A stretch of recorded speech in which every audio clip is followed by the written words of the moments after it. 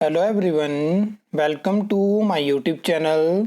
इस वीडियो में हम हिमाचल प्रदेश में नर्सिस की रिक्रूटमेंट के बारे में बात करेंगे और इसके अलावा बहुत सारी ऐसी मैं आपको जानकारी देने वाला हूं जो कि आपके लिए ज़रूरी है।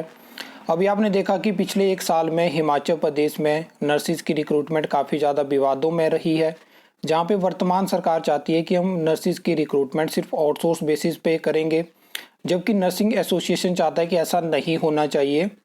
जिस तरह से पहले रेगुलर जॉब निकलती थी, चाहे वो बैच वाइज हो चाहे टेस्ट के माध्यम से हो, वैसे रिक्रूटमेंट निकलनी चाहिए। आपने देखा भी नेशनल हेल्थ मिशन की वैकेंसी जहाँ पे पहले कॉन्ट्रैक्ट बेसिस पे होती थी, इस बार उसमें नर्सिस की और सीएचओ की रिक्रूटमेंट आउटसोर्स बेसिस पे करी गई। ठीक है, अब आपको पता है कि वहाँ पे रिजल्ट निकाल के ज्वाइनिंग करवा दी गई, जबकि हाई कोर्ट में केस चला है और उसके लिए भी सीओपीसी दायर हुई है, जहाँ पे हाई कोर्ट ने स्टे लगाया था। उसके बावजूद भी आपको बाद में रिजल्ट और ज्वाइनिंग वहाँ पे करवाई गई। अब एक चीज़ मैं आपको बता दूं कि उसमें कुछ ऐसे स्टूडेंट्स भी होते हैं जिसमें कि जिनको लगता है कि अगर हमने ज्वाइन कर लिया है तो हमें कोई नहीं हटा सकता है।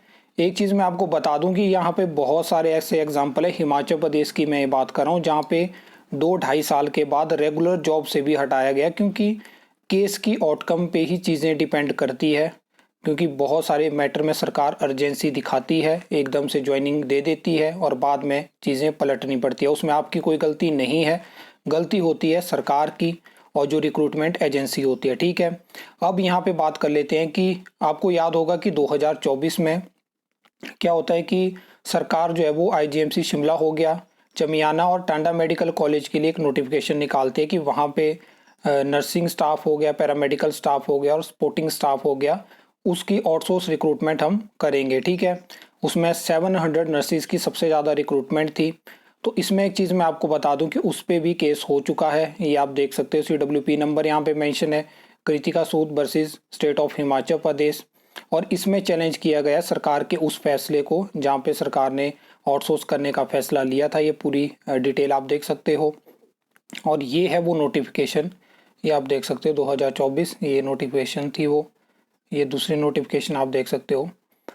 तो यहाँ पे इस नोटिफिकेशन को, ये जो सरकार का ये जो फैसला था, इसको चैलेंज किया गया। अब देखने वाली बात होगी, क्योंकि अभी रिसेंटली ऐसा हो चुका था कि बहुत जल्दी आपको HPSC-DC के माध्यम से 700 वैकेंसी आउटसोर्स बेसिस पे नर्सिस की देखने को मिलने वाली थी, लेकिन अब केस फाइल हो चुका है और अब केस की आउटकम पे ही ये चीज़ भी डिपेंड करेगी कि क्या यहाँ पे आउटसोर्स रिक्रूटमेंट करनी है, क्या यहाँ पे रेगुलर जॉब निकालनी है।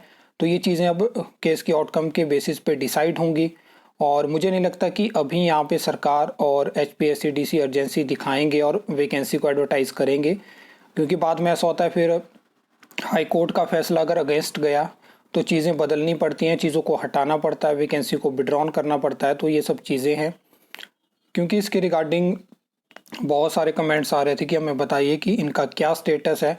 तभी मैंने आपको जानकारी दी कि यहाँ पे हाई कोर्ट में केस फाइल हो चुका है और इस मतलब ये जो केस है इसको भी आउटसोर्स भर्ती कोर्ट केस के साथ क्लब किया गया है।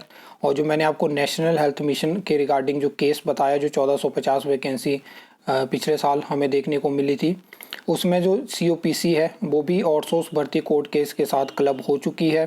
तो साथ में केस की जो भी ये केसेज हैं इनकी हियरिंग हो रही है और एक साथ इनकी जजमेंट देखने को मिलेगी।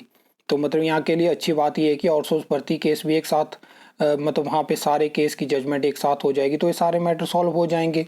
और मुझे लगता है कि इसी केस से डिसाइड होगा फ्यूचर में कि किस तरह से आउटसोर्स रिक्रूटमेंट क्या आपको हिमाचल में देखने को मिलेगी। क्योंकि एक तरफ सरकार बात कर रही है कि हम आउटसोर्स रिक्रूटमेंट नहीं करेंगे और उसके अलावा आपको पता है कि कितनी सारी अभी रिसेंटली जो है वो एनटीटी की इतनी सारी रिक्रूटमेंट निकल चुकी है और भी रिक्रूटमेंट आने वाली है। ऑलरेडी 6000 से ज़्यादा वैकेंसी नाइलेट शिमला के माध्यम से रिक्रूटमेंट जो है वो निकल चुकी है। तो ये सब चीज़ें बाकी जैसे ही नेक्स्ट हियरिंग होगी, नेक्स्ट हियरिंग 23 जून को होने वाली है, तो वहाँ से कुछ भी चीज़ें निकल के आएंगे, उसके बारे में हम डेफिनेटली जो है वो बात करेंगे। आई होप आपको ये वीडियो अच्छी लगी होगी, इन्फॉर्मेटिव लगी होगी। तो वीडियो को लाइक कमेंट शेयर कर सकते हो, चैनल को सब्सक्राइब कर सकते हो फर्दर न्यू अपडेट्स के लिए।